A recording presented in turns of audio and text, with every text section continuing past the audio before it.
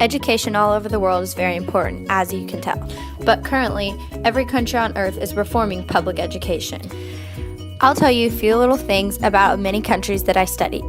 I studied South Korea, Canada, Costa Rica, Tokyo, Japan, the USA, Hong Kong, Australia, London, England, France, St. John in the USVI, and Kenya, Africa.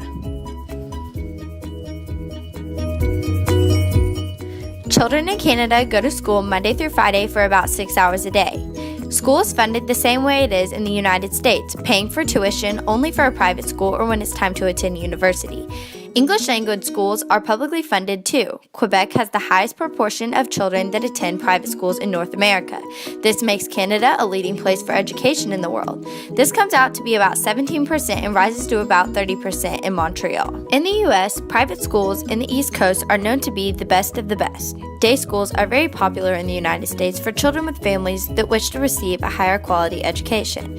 This is beneficial because students receive the home life as well. Public schools in the United States are government-funded kindergarten through 12th grade. Private schools are funded privately by the family paid with tuition yearly, K through 12. All grades are mandatory to receive a diploma. Majority of the students in the U.S. attend public school, but in the East Coast and other populated areas like a few in the South and some in California, the majority of students go private. Our nation's ranked 36th in the world for quantity and quality in high school diplomas. There is standardized testing in each one of the grades. Education in Costa Rica is free and by choice. You are to wear a tidy blue uniform in all schools that you attend. The Costa Rica school system is one of the best school systems in Central and South America. Secondary school here is optional. The only reason that a child would not attend education past the 6th grade are for those kids with rural families. A benefit of attending private school in Costa Rica is that when you graduate from high school, you will receive a United States high school diploma. This is very helpful for the majority of students that will attend a U.S. university. So you see the trend. Public school all over the world is failing. I believe that creativity should be taught just as much as literacy is nowadays. By the time we're adults, we are taught that being wrong is the worst thing you can do. We stigmatize our mistakes, and we run education systems by teaching kids that there is only one answer. Our education system was predicated on the academic ability. The reason for this is the system was built before the 19th century during the Industrial Revolution. The problem with this is many highly talented, brilliant people think they are not. The only reason for this is that their education was not valued in the public school system. Public school is all about university entrance. Another problem seems to be that universities have designed their models around the public school system. It was, if you had a degree, you had a job, and if you didn't, it was because you didn't want one. What kids are running into is a sort of academic inflation, where one degree could get you a job when now it requires a higher degree. Everything is shifting below our feet. Intelligence is diverse. We think visually, kinesthetically, abstract, in movement, and in sound. Creativity is the use of imagination or original ideas, especially in the production of an artistic work. Through my research, it seems to be that every country on earth is trying to reform public education. 2 reasons. They ask, how do we educate our children to take place in the economies of the 21st century, given that we can't anticipate what the economy will look like at the end of next week? Reason 2, how do we educate children so that they have a sense of cultural identity, and so we can pass our cultural genes while being a part of globalization? It seems that they are trying to meet the needs of the past. Kids today don't believe having a degree guarantees you a job, in which they're right to think so. This is especially detrimental if what you've been told while you're heading that way marginalizes what's important to you. The only solution is the standards must be raised. The problem with the current education system was it was designed and conceived for a different age. The system was created in the intellectual culture of the Enlightenment and the economic standpoint of the Industrial Revolution. Though they thought at this period in time, what a better idea than to have education paid for by taxation, compulsory to everybody, and free at the point of delivery. What a revolutionary idea. Many people thought this wasn't possible nor beneficial. The idea of this was driven by an economic imperative of the time. This was the intellectual model of the mind. This goes to think about the academic ability, academic being the smart people, and non-academic being the non-smart people. The issue with this, many brilliant people think they're not because they have judges against a certain view of the mind. But this model of learning has caused chaos in many other people's lives. They don't have an issue, but they have a thing called the modern epidemic. This thing is called ADHD. This never used to be an available condition until recently. Our children are living in the most intense and stimulating period in the history of the earth. We are forced to learn while having computers and phones and 100 different TV channels right in front of us. There's many different ways of going about learning. One thing I learned about in my research was a school called the Green School. This is located in Bali, India.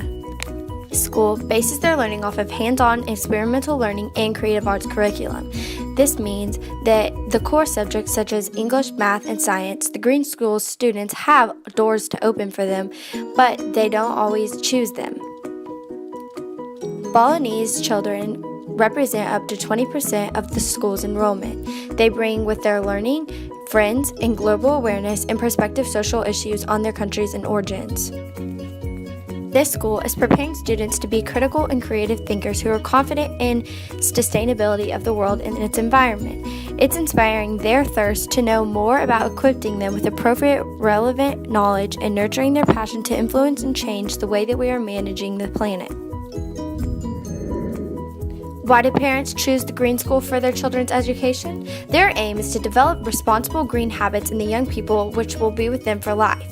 Given the economic mess in our world that created in recent times, and an education system which produces more of the same is not going to work. Something has to change, and the Green School is that cutting-edge opportunity. Therefore, these children are being able to do things differently. An education at the Green School is preparation for green leadership tomorrow. The Green School's aim is to be the #1 model of sustainability and education in the world. They aim to set the bar high for others to aspire to. After only 3 years of operation, the Green School is already shaking up things in more controversial organizations around the world. Teachers and students and parents are proud to be a part of this pioneer work in progress.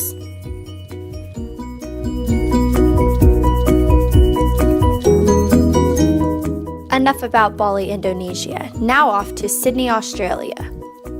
In Australia, school is obligatory from the ages of 6 to 15 years old. The school year runs from the end of January till the beginning of December. To continue on to public high school, you must apply and be reviewed. Faith-based schools in Sydney are very common, and some faith-based schools are cheaper than public school fees. All private schools have a waiting list, and for some private schools, you are to sit exams the year before entrance.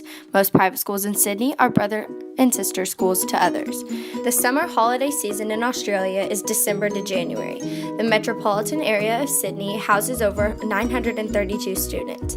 Most of all private schools are Catholic or grammar schools, and selective schools are also a choice that you may attend off of academic testing. And off to Japan. In Tokyo, the school year starts in April and ends in March.